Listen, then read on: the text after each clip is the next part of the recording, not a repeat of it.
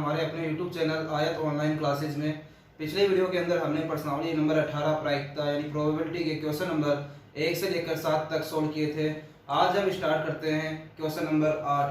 तो हमारा question number 8 है, एक पासे को 2 बार उछालने पर इसकी क्या प्रायिकता होगी कि संख्याओं का योग 9 है, 13 है और 7 है।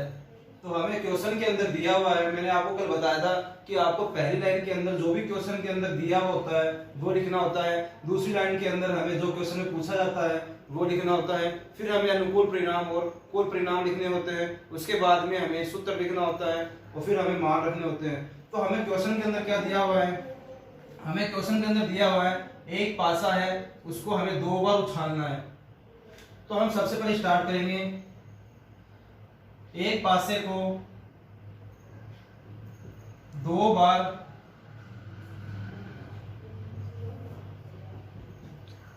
उछालने पर हमारे पास जो संभव परिणाम आएंगे, यानी पासे को जब भी उछालते हैं तो उसके क्या क्या परिणाम आने की संभावना है। तो हम जानते हैं कि एक पासे के ऊपर, एक पासे के जो 6 पहलू होते हैं, तो हम यहाँ पर 6 लगाएंगे और अगर हम यहाँ पर अगर एक बार उछालेंगे तो पावर 1 लगाएंगे, लेकिन हमें क्वेश्चन के अंदर दिया हुआ है 2 बार उछालने के लिए, तो हम यहाँ पर लगा देंगे 6 की पावर 2 और 6 की पावर 2 का मान होता है हमारे पास 36। मतलब 6 को हमें 2 बार गुना करके लिखना है, तो 6 को 6 से गुना करते हैं तो हमारे पास आता है 36। अब हमें यहाँ पर जो 36 परिणाम आते हैं वो लिखने हैं, तो यहाँ पर हम लिखेंगे 1 1 1 2 1 3 1 4 1 5 और 1 6। ये मैंने आपको बेसिक के अंदर बताया था कि जब भी 2 पासे को उछालते हैं हम तो हमारे पास कौन कौन से रिजल्ट आ सकते हैं। 2 4 2 5 2 6 3 1 3 2 3 3 3 4 3 5 और 3 6, फिर 4 1 4 2 4 3 4 4 4 5 4 6, फिर हमारे पास आएगा 5 1 5 2 5 3 5 4 5 5 और 5 6, फिर आएगा 6 1 6 2 6 3 6 4 6 5 और 6 6। जब हम पासे को 2 बार उछालते हैं तो हमारे पास ये 36 रिजल्ट आते हैं, यानी 36 परिणाम आते हैं। अब हमें क्वेश्चन के अंदर लिखना है जो हमें क्वेश्चन के अंदर पूछा गया है, मतलब यहाँ पर हमें लिखना है जो हमें क्वेश्चन के अंदर पूछा गया है। तो हमें क्वेश्चन के अंदर पूछा गया है कि प्रायिकता क्या होगी कि संख्याओं का जो योग है वो 9 है। मतलब जब हम इन दो संख्याओं को जोड़ेंगे तो हमें संख्याओं का योग 9 आना चाहिए। तो हम यहाँ पर जब 9 कब आता है, जब हम 5 और 4 जोड़ते हैं तब आता है हमारे पास 9, या फिर हम बोलते हैं 4 और 5 को जोड़ने पर आएगा हमारे पास 9। 7 3 सॉरी 6 और 3 हमारे पास 9 होते हैं, 3 और 6 भी हमारे पास 9 होते हैं। इसके अलावा हमारे पास कोई कंडीशन नहीं है, आप लोगों से 7 और 2 भी हमारे पास 9 होते हैं, लेकिन हमारे पास पासे के अंदर 7 नहीं आता है, इसलिए हम 7 नहीं लेंगे। लास्ट हमारे पास जो संख्या होगी वो होगी 6। तो हमारे पास इसके अंदर 5 4 4 5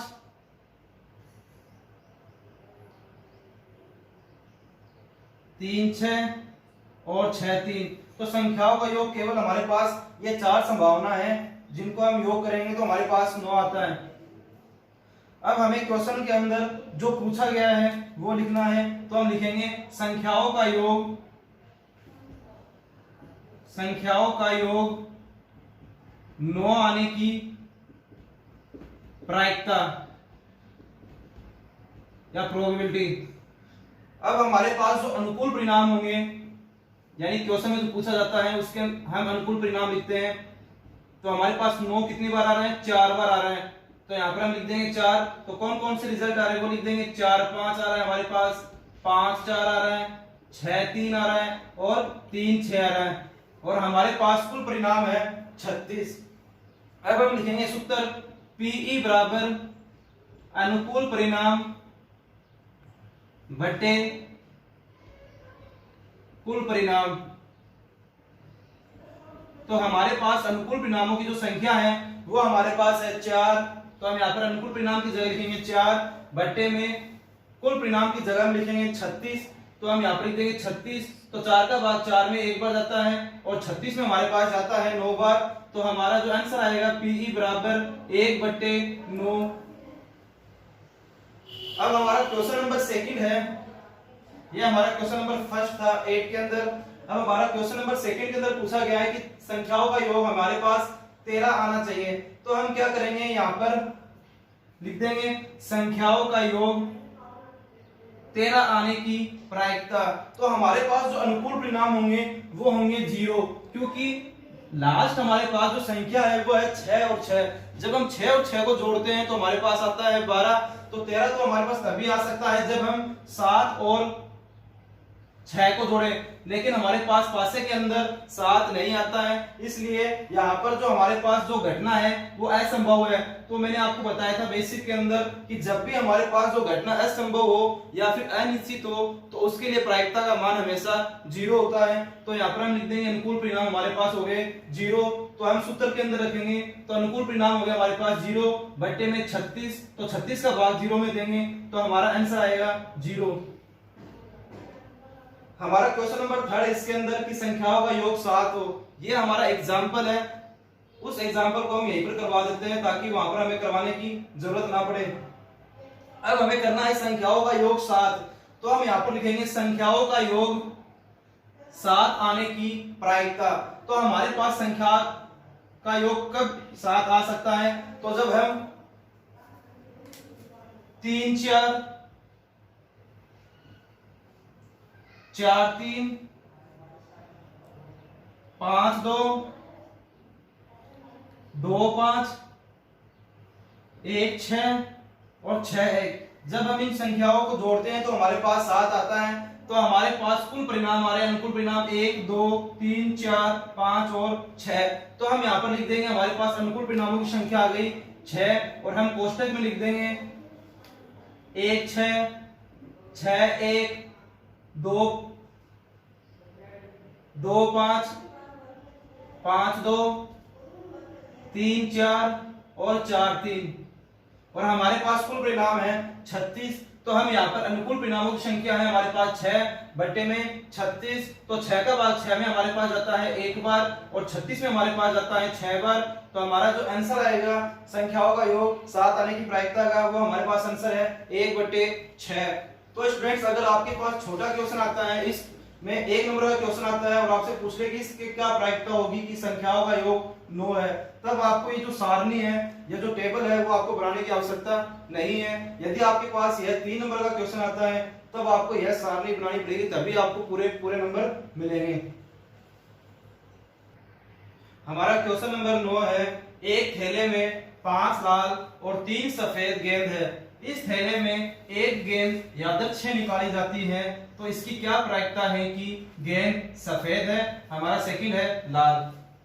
तो हमें इस क्वेश्चन के अंदर दिया हुआ है कि 5 लाल गेंद है और 3 सफेद गेंद है और हमें क्वेश्चन के अंदर पूछा गया है कि प्रायिकता क्या होगी कि गेंद सफेद है और लाल है। तो हमें सबसे पहले जो क्वेश्चन के अंदर दिया हुआ होता है वो लिखना होता है। तो हमें क्वेश्चन में दिया हुआ है एक थैले में लाल गेंदों की संख्या, या लिख देते हैं लाल गेंद। तो हमारे पास लाल गेंद है 5 और हमारे पास सफेद गेंद है 3। तो कुल गेंदें हो गए हमारे पास थैले के अंदर 5 प्लस में 3 बराबर 8। तो हमारे पास थैले के अंदर कुल गेंद 8 है। अब हमें क्वेश्चन के अंदर जो पूछा गया है वो लिखना है। तो हमें क्वेश्चन के अंदर पूछा गया है प्रायिकता क्या होगी कि गेंद सफेद है। तो हम लिखेंगे सफेद गेंद होने की प्रायिकता या प्रोबेबिलिटी।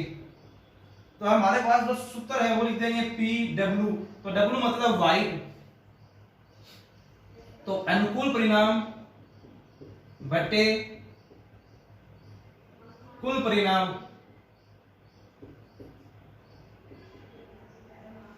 सॉरी, पहले हम यहां पर सूत्र की बजाय अनुकूल परिणाम और कुल परिणामों की संख्या लिख देते हैं। तो हमारे पास जो अनुकूल परिणाम होंगे वो होंगे, सफेद गेंद के लिए पूछ रहा है तो हमारे पास सफेद गेंदों की संख्या है 3 और हमारे पास जो कुल परिणाम है वो है 8। अब हम लगाएंगे सूत्र PW यानी P सफेद गेंद होने की प्रायिकता बराबर अनुकूल परिणाम बटे कुल परिणाम। अनुकूल परिणाम हमारे पास है 3 बटे में कुल परिणाम हमारे पास है 8। तो यह हमारे पास सफेद गेंद होने की प्रायिकता का आंसर है। हमारा जो सेकंड क्वेश्चन है उसमें हमसे पूछा गया है कि लाल गेंद होने की, सॉरी यहाँ पर लाल नहीं है, यहाँ पर है सफेद नहीं। हमारा जो क्वेश्चन है वो है सफेद गेंद नहीं होने की प्रायिकता। अगर सफेद नहीं होगी तो हमारे पास होगी लाल। तो जब भी हमारे पास नहीं वाले क्वेश्चन आते हैं तो हमें जो सूत्र याद है P घटना होने की प्रायिकता प्लस में घटना नहीं होने की प्रायिकता, इन दोनों का जो योग होता है वो 1 के बराबर होता है। तो वो हम सूत्र नंबर 2 यूज करेंगे इसके अंदर। तो हमारा सूत्र नंबर 2 है PW यानी सफेद गेंद होने की प्रायिकता प्लस में सफेद गेंद नहीं होने की प्रायिकता, इन दोनों का जो योग है वो 1 के बराबर है। तो हमसे क्वेश्चन में पूछा गया है सफेद गेंद नहीं होने की प्रायिकता। तो हमारे पास सफेद गेंद होने की प्रायिकता का जो आंसर आया वो आया हमारे पास 3/8 प्लस में सफेद गेंद नहीं होने की प्रायिकता का मान हमें पूछा गया है। तो यहाँ पर हम लगा देंगे 1। तो 3/8 इधर हमारे पास प्लस में है, इधर भेजेंगे तो हमारे पास आएगा माइनस में। तो 1 माइनस 3/8। अब यहाँ पर हमें लेना है लघुत्तम। तो यहाँ पर 1 के नीचे हम 1 लगा देते हैं। हमारे पास यहाँ पर आएगा लघुत्तम 8। 8 में 1 का भाग 8 बार, 8 को 1 से गुणा किया 8 माइनस 8 में 8 का भाग 1 बार और 1 को 3 से गुणा किया 3। तो हमारे पास आंसर आएगा 8 में से 3 गए 5/8। तो सफेद गेंद नहीं होने की प्रायिकता का आंसर आ चुका है। हमारा क्वेश्चन नंबर 10 है, किसी कारण 12 खराब पेन 132 अच्छे पेनों में मिल गए। केवल यह देखकर नहीं बताया जा सकता कि कौन सा पेन खराब है या अच्छा है। तो हमें क्वेश्चन में पूछा गया है अच्छा पेन होने की प्रायिकता। तो हमें इस क्वेश्चन के अंदर दिया हुआ है कि 12 खराब पेन है और 132 हमारे पास अच्छे पेन है और हमें इस क्वेश्चन में पूछा गया है अच्छे पेन होने की प्रायिकता।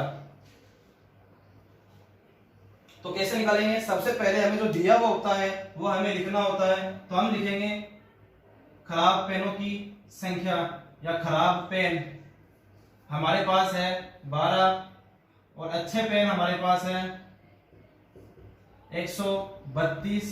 अब हम लिख देंगे कुल पेनों की संख्या। तो हमारे पास कुल पेनों की संख्या आ चुकी है 12 प्लस में 132 बराबर 144। अब हमें क्वेश्चन में पूछा गया है अच्छे पेन होने की प्रायिकता। तो हम लिखेंगे अच्छे पेन होने की प्रायिकता। अब हम लगाएंगे सूत्र, अनुकूल परिणाम हमारे पास कितने हैं, मतलब हमारे पास अच्छे पेन होने के जो अनुकूल परिणाम है वो है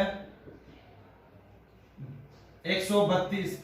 अगर हमसे पूछता है यहाँ पर खराब पेन होने के तो हम यहाँ पर अनुकूल परिणाम लिखते 12, लेकिन हमारे पास यहाँ पर है 132 और कुल पेन हमारे पास है, कुल परिणाम हमारे पास है 144। तो यहाँ पर हम लगाएंगे सूत्र PE बराबर अनुकूल परिणाम बटे कुल परिणाम। तो अनुकूल परिणाम हमारे पास है 132 और कुल परिणाम हमारे पास है 144। तो 12 का भाग जब हम 132 में देते हैं तो हमारे पास 11 बार जाता है और 144 में जाता है हमारे पास 12 बार। तो हमारा आंसर आएगा 11/12 अच्छे पेन होने की प्रायिकता। अगर हमसे पूछता खराब पेन होने की प्रायिकता तो हम यहाँ पर लिख देते 12/144। तो 12 का भाग 12 में एक बार, और 144 में जाता है हमारे पास 12 बार। तो हमारा आंसर आता है 1/12। या फिर ऐसे भी पूछ सकता है, जैसे अभी हमने थोड़ी देर पहले क्वेश्चन किया था सफेद गेंद नहीं होने की प्रायिकता, तो हमसे यहाँ पर पूछ सकता है फर्स्ट पॉइंट में अच्छे पेन होने की प्रायिकता, और सेकंड में पूछ लिया हमसे अच्छे पेन नहीं होने की प्रायिकता। तो जैसे मैंने आपको अभी करवाया था, घटना होने की प्रायिकता प्लस में घटना नहीं होने की प्रायिकता, इन दोनों का जो योग होता है वो 1 के बराबर होता है। हम उस सूत्र की सहायता से दूसरा जो मान पूछेगा हमें वो निकाल सकते हैं।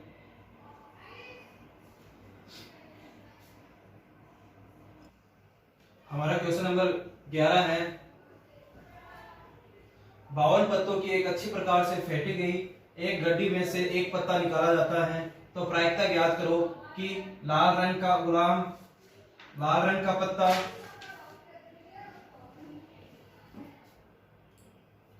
पान का इक्का, फिर हमारे पास पूछा गया ईंट की बेगम, फिर है हुकुम का पत्ता। और ये जो इक्का है वो आपके एग्जाम्पल के अंदर क्वेश्चन है, उदाहरण के अंदर, वो मैं यहीं पर करवा रहा हूं मैं आपको। तो इस क्वेश्चन को स्टार्ट कर, मैंने आपको बताया था कि पत्ते के बारे में आपको एक चार्ट बनाया था, मैंने आपको बोला था कि ये चार्ट याद कर लेना है, तो जो भी क्वेश्चन आपसे पूछा जाएगा वो आप इजी तरीके से कर सकते हैं। तो ये जो चार्ट है वो आपको वहां पर मेन एग्जाम में नहीं उतारना है, सिर्फ आपको लेफ्ट साइड में उतारना है ताकि आपको क्वेश्चन करने में इजी हो सके। तो हमें क्वेश्चन के अंदर क्या दिया हुआ है, हमें दिया हुआ है 52 पत्ते। तो हम सबसे पहले लिखेंगे कुल पत्ते, या फिर हम बोल सकते हैं कुल परिणाम। तो हमारे पास जो कुल पत्ते या कुल परिणाम है वो हमारे पास है 52। तो हमें जो क्वेश्चन के अंदर पूछा गया है वो पूछा गया है लाल रंग का गुलाम होने की प्रायिकता। तो हम लिखेंगे लाल रंग का, हमारा फर्स्ट स्टार्ट हो रहा है लाल रंग का गुलाम होने की प्रायिकता। प्रायिकता को मैं शॉर्ट में लिख रहा हूं तो हमारे पास जो अनुकूल परिणाम होंगे, अनुकूल परिणाम में हम वह मान रखते हैं जो हमें क्वेश्चन में पूछा जाता है। तो हमें क्वेश्चन में पूछा गया लाल रंग का गुलाम, तो हमारे पास यहाँ पर है लाल, और इसके जो गुलाम है तो वो हमारे पास है 2, एक हमारे पास है पान का, एक हमारे पास है ईंट का। तो हमारे पास जो अनुकूल परिणाम हो गए वो है 2। तो हम सूत्र लगाएंगे पीई बराबर अनुकूल परिणाम बटे कुल परिणाम। तो यहां पर हमारे पास अनुकूल परिणामों की संख्या है 2 और कुल परिणामों की संख्या हमारे पास है 52। तो 2 का भाग 2 में एक बार जाता है और 52 में हमारे पास जाता है 26। तो हमारा आंसर आएगा 1/26। हमारा जो क्वेश्चन नंबर सेकंड है इसके अंदर वो है लाल रंग का पत्ता। तो हम स्टार्ट करते हैं सेकंड। तो हम लिखेंगे लाल रंग का,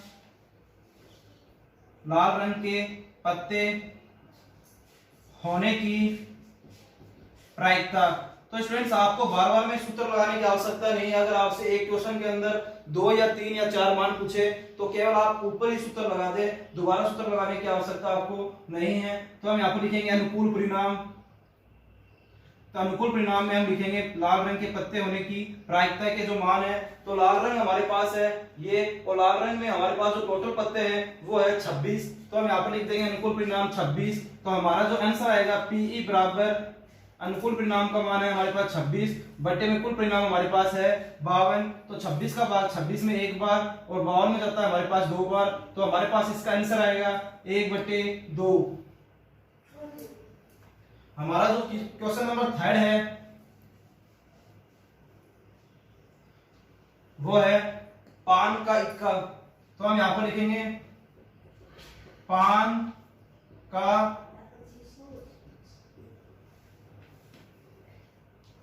का इक्का होने की प्रायिकता। तो हमारे पास जो पान के इक्के हैं, हमारे पास यहाँ पर पान है ये रहा, और हमारे पास जो इसका इक्का है वो है केवल 1। अगर हमसे इसे पूछता लाल रंग के इक्के तो हम यहाँ पर लिखते 2, या फिर हमारे पास पूछता केवल इक्के तो हमारे पास होते 4। लेकिन हमसे पूछा है पान का इक्का, तो पान का इक्का हमारे पास है केवल 1। तो हम यहाँ पर लिखेंगे अनुकूल परिणाम। अनुकूल परिणाम हमारे पास है 1। अब सूत्र लगाएंगे पीई बराबर अनुकूल परिणाम बटे कुल परिणाम। तो अनुकूल परिणामों का मान हमारे पास है 1 बटे में कुल परिणाम हमारे पास है 52। तो ये हमारे पास इसका आंसर आ चुका है थर्ड वाले का। अब हम करते हैं क्वेश्चन नंबर 4। क्वेश्चन नंबर 4 में हमें पूछा गया है ईंट की बेगम। तो हमारे पास जो ईंट की बेगम है, ईंट ये रहा हमारे पास, और इसकी जो बेगम है केवल 1 है। अगर हमसे पूछता लाल रंग की बेगम तो हम लिखते हैं यहाँ पर लाल रंग की बेगम हमारे पास होती 2। लेकिन हमसे पूछा है ईंट की बेगम होने की प्रायिकता। तो हमारे पास जो अनुकूल परिणाम है वो है 1। तो सूत्र लगाएंगे पीई बराबर अनुकूल परिणाम की जगह हम लिखेंगे 1 बटे में कुल परिणाम हमारे पास है 52। अब हमारे पास है फिफ्थ क्वेश्चन, हुकुम का पत्ता। तो हम यहां पर लिखेंगे जो हमें क्वेश्चन में पूछा जाता है वो लिखते हैं। तो हमें क्वेश्चन में पूछा गया है हुकुम के पत्ते होने की प्रायिकता। तो हमारे पास जो हुकुम के पत्ते हैं वो 13 है। हमें ये नहीं पूछा गया कि हुकुम के इक्के या हुकुम के बादशाह या हुकुम के गुलाम, हमें केवल पूछा है हुकुम के पत्ते। तो हमारे पास जो हुकुम के पत्ते हैं वो हमारे पास है 13। तो हमने लिखा अनुकूल परिणाम बराबर 13। तो पीई बराबर हमारे पास जो सूत्र है अनुकूल परिणाम बटे कुल परिणाम।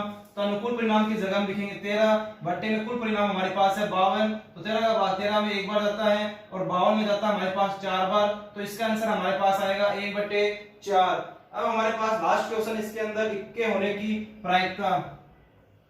तो हम लिखेंगे इक्के होने की प्रायिकता। तो हमारे पास कुल इक्के हैं 4, 1, 2, 3 और 4, मतलब 2 काले कलर के और 2 लाल रंग के। तो हमारे पास कुल अनुकूल परिणाम हो गए 4। तो हमारे पास सूत्र है पीई बराबर अनुकूल परिणाम बटे कुल परिणाम। तो हमारे पास अनुकूल परिणामों की संख्या है 4 बटे में कुल परिणाम है 52। तो 4 एकम 4, तो 4 का भाग 52 में जाता है 13 बार। तो हमारे पास आंसर आएगा 1/13। तो आपके पास जब भी पत्तों के क्वेश्चन आए तो कुल परिणामों की संख्या हमेशा 52 होगी। अब हम बात करते हैं इस प्रश्नावली यानी प्रश्नावली नंबर 18 के जो उदाहरण है उनकी बात कर लेते हैं। तो हमारा जो उदाहरण नंबर 1 है वो है एक पासे को फेंकने पर सम अंक आने की प्रायिकता ज्ञात कीजिए। हमें क्वेश्चन के अंदर दिया हुआ एक पासा और हमें पूछा गया है सम अंक आने की प्रायिकता। तो स्टूडेंट्स इसमें आपके पास क्वेश्चन पूछ सकता है सम की जगह विषम भी पूछ सकता है या अभाज्य संख्या आने की प्रायिकता भी पूछ सकता है। तो हम यहाँ पर जितने भी क्वेश्चन बनते हैं पासे के वो हम यहाँ पर ही आपको करवा देते हैं। तो हमारे पास जो क्वेश्चन के अंदर दिया हुआ वो लिखेंगे। तो हमें क्वेश्चन के अंदर दिया हुआ है एक पासे को फेंकने पर संभव परिणाम। तो जब भी हम पासे को फेंकते हैं तो हमारे पास कुल 6 परिणाम आते हैं 1 से लेकर 6 तक।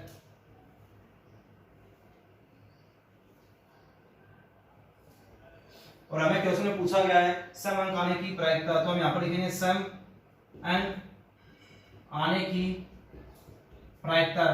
तो सम के बारे में आप जानते होंगे सम संख्या कौन कौन सी होती है जिसमें हमारे पास 2 का भाग पूरा पूरा जाए। तो 2 का भाग कौन कौन सी संख्या में जाता है? 2 होता है, 4 आता है, 6 आता है, 8 आता है, 10 आता है। लेकिन हमारे पास केवल पासा दिया हुआ है तो पासे के अंदर हमारे पास केवल संख्या 6 तक है। तो हम यहाँ पर हम लेंगे केवल 2, 4, 6। तो हमारे जो अनुकूल परिणाम होंगे, तो अनुकूल परिणाम मतलब जिसमें हमारे पास क्वेश्चन पूछा गया है। तो हमारे पास क्वेश्चन पूछा गया है सम अंक आने की प्रायिकता। तो हमारे पास कुल परिणाम होंगे अनुकूल परिणाम 3। कौन कौन से होंगे? 2 होगा, 4 होगा और 6 होगा। और कुल परिणाम हमारे पास है 6। तो हम सूत्र लगाएंगे पीई बराबर अनुकूल परिणाम बटे कुल परिणाम। हमारे पास अनुकूल परिणाम है 3 और बटे में कुल परिणाम हमारे पास है 6। तो 3 का भाग 3 में एक बार और 6 में हमारे पास 2 बार। तो इसका आंसर आएगा हमारे पास 1/2। अगर हमें क्वेश्चन में पूछ ले विषम अंक आने की प्रायिकता तो हम यहाँ पर लिखेंगे विषम अंक आने की प्रायिकता। तो हमारे पास जो अनुकूल परिणाम होंगे वो भी 3 होंगे क्योंकि विषम अंक हमारे पास होते हैं जिसमें हमारे पास 2 का भाग पूरा पूरा नहीं जाए, जैसे 1, 3, 5, 7, 9। लेकिन हमारे पास केवल क्वेश्चन के अंदर जो पासा दिया हुआ है उसमें हमारे पास संख्या है केवल 6। तो हम यहाँ पर लेंगे 1, 3 और 5। केवल आपको यहाँ पर चेंज करना है, यहाँ पर हमें 2 की जगह 1 लिखना है, 4 की जगह 5 और 6 की जगह हमें 7 लिखना है और इसका आंसर भी यही आएगा। तीसरा क्वेश्चन बनता है हमारे पास इसके अंदर अभाज्य संख्या आने की प्रायिकता। तो हम यहाँ पर लिखेंगे अभाज्य संख्या आने की प्रायिकता।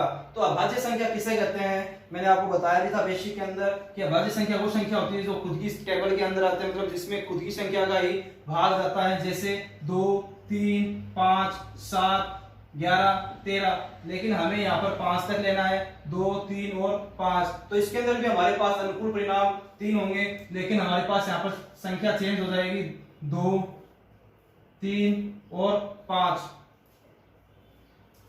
तो हमारे पास कुल अनुकूल परिणाम होंगे 3 बटे में कुल परिणाम होंगे हमारे पास 6। तो इसका आंसर भी हमारे पास 1/2 आएगा।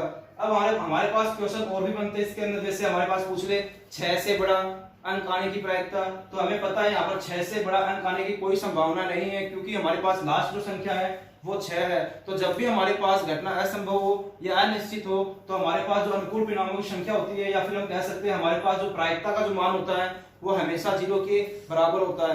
या फिर क्वेश्चन पूछ लेते हैं जैसे कि 5 या 5 से छोटा आने की प्रायिकता। तो हमें पता है यहाँ पे 5 या 5 से छोटे हमारे पास संख्या है 1, 2, 3, 4 और 5। तो हमारे पास जो अनुकूल परिणाम होंगे वो होंगे 5 और हमारे पास कुल परिणाम होंगे 6। तो हमारा आंसर आएगा 5/6। या फिर आपसे पूछ ले कि 5 से छोटा, तो 5 से छोटे जब हमें दे तो हमें क्वेश्चन हमारे जो अनुकूल परिणामों की संख्या होगी 4, 1, 2, 3 और 4। तो हम यहाँ पे लिखेंगे अनुकूल परिणामों की जगह 4। तो हमारे पास आंसर आएगा 4/6। तो 4 में 2 का भाग 2 बार और 6 में हमारे पास आएगा 3 बार। तो स्टूडेंट्स आपको अगर कोई भी क्वेश्चन पूछे तो आप आसानी से इस प्रकार से कर सकते हैं। हमारा उदाहरण नंबर 3 है, तो जो 2 का उदाहरण है वो मैंने आपको करवा दिया था कि संख्याओं का योग 7 आने की क्या प्रायिकता है। तो हमारा उदाहरण नंबर 3 है, यदि एक लीप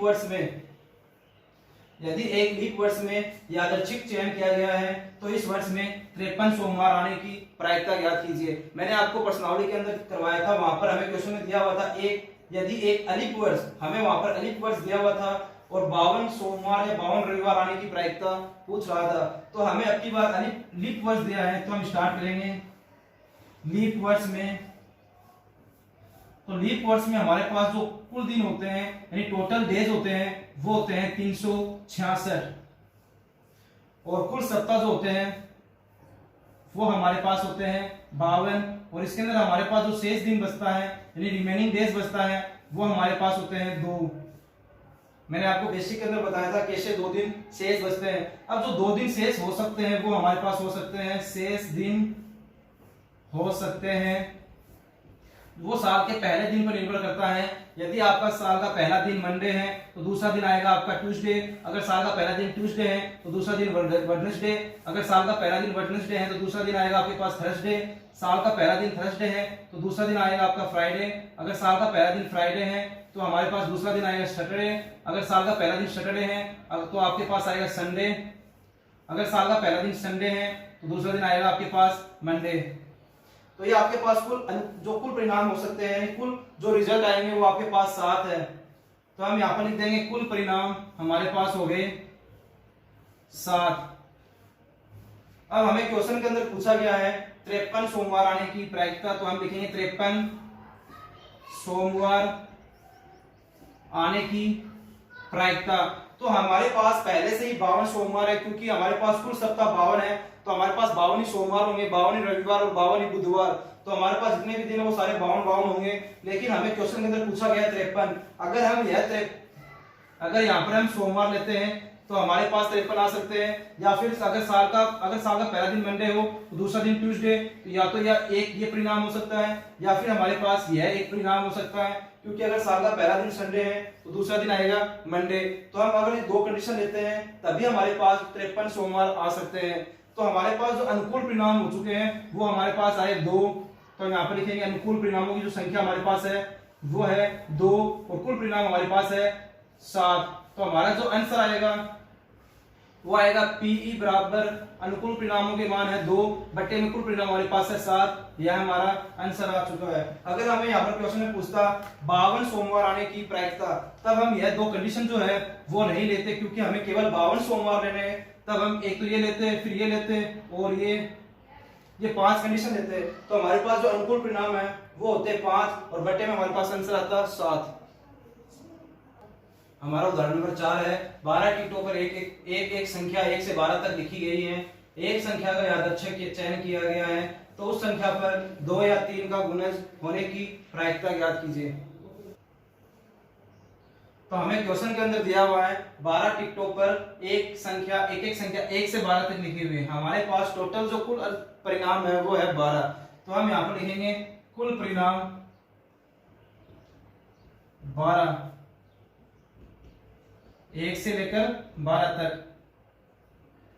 या फिर ऐसे भी लिख सकते हैं 12 टिकटों पर एक संख्या लिखी हुई है, कहां से कहां तक, 1 से लेकर 12 तक। अब हमें क्वेश्चन के अंदर जो पूछा गया है वो लिखना है 2 या 3 का गुणज। तो 2 या 3 का गुणज होने की प्रायिकता। तो गुणज का मतलब होता है कि इन संख्याओं में, मतलब 1 से लेकर 12 तक में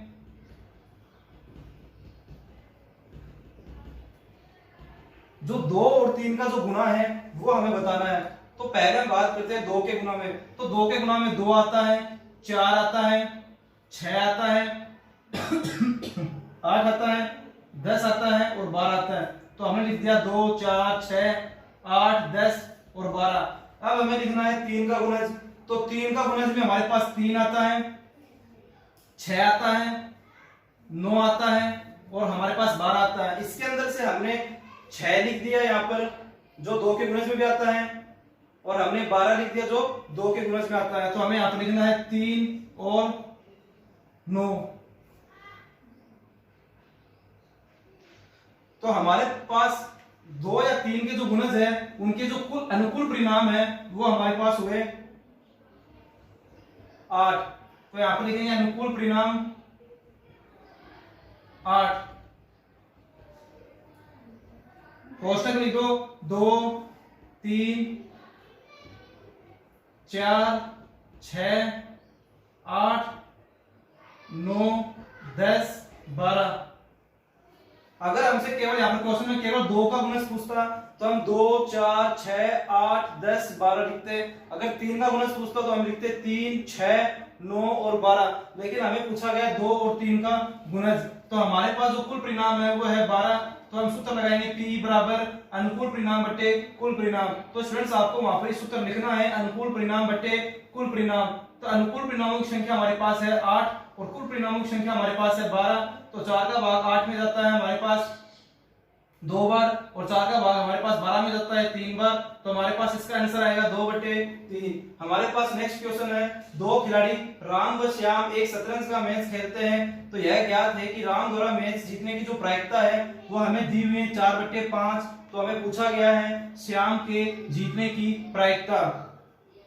एक है हमारे पास राम और दूसरा खिलाड़ी हमारे पास है श्याम। तो राम के जो मैच जीतने की जो प्रायिकता है, प्रायिकता को हम कहते क्या है, संभावना। तो राम के जो जीतने की जो संभावना है वो है 4/5, और हमसे पूछा गया है श्याम के जीतने की। तो श्याम कब जीतेगा, जब राम हमारे पास क्या है, हारेगा। तो राम हारेगा तभी तो हमारे पास श्याम जीतेगा।